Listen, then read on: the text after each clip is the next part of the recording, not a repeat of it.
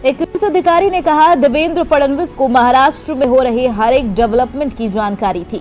उनके और उनके तेज राजनीतिक कौशल के बिना यह वास्तव में नहीं हो सकता था। इसलिए यह कहना बहुत दूर की बात है कि फडणवीस को लूप में नहीं रखा गया था। पार्टी के एक शीर्ष नेता ने एक मीडिया रिपोर्ट को बताया है कि कोई निर्देश फडणवीस को नहीं दिया गया था और किसी को नहीं पता था कि वह घोषणा करेंगे कि वह सरकार का हिस्सा नहीं होंगे।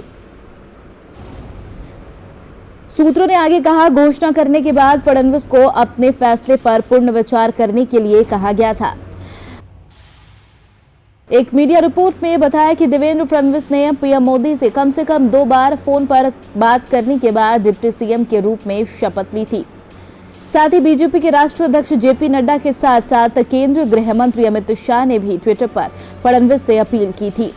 सूत्रों ने आगे कहा, फडणवीस एक शीर्ष प्रशासक और एक ईमानदार नेता रहे हैं। पार्टी को इस बात का एहसास हुआ कि उन्होंने एक आश्चर्यजनक घोषणा की। उन्हें कुछ घंटे के भीतर ही अपने फैसले पर पुनर्विचार करने के लिए कहा गया था। पार्टी के एक वरिष्ठ अधिकारी ने एएनआई को बताया कि देवेंद्र एक वफादार पार्टी कैडर रहे हैं। वह लगातार ऊपर उठे हैं, इसलिए वह सिस्टम में अनुशासन को समझते हैं।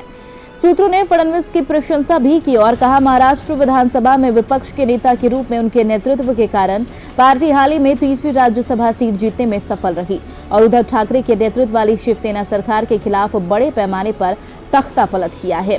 आपको बता दें, गुरुवार की शाम को एकनाथ शिंदे ने महाराष्ट्र के 20वें मुख्यमंत्री और फडणवीस ने उप मुख्यमंत्री पद की शपथ ली। इस बीच देवेंद्र फडणवीस ने हैदराबाद में भाजपा की राष्ट्रीय कार्यकारिणी की बैठक को छोड़ने और राज्य पर ध्यान केंद्रित करने का फैसला लिया है। Bureau report, KBC news.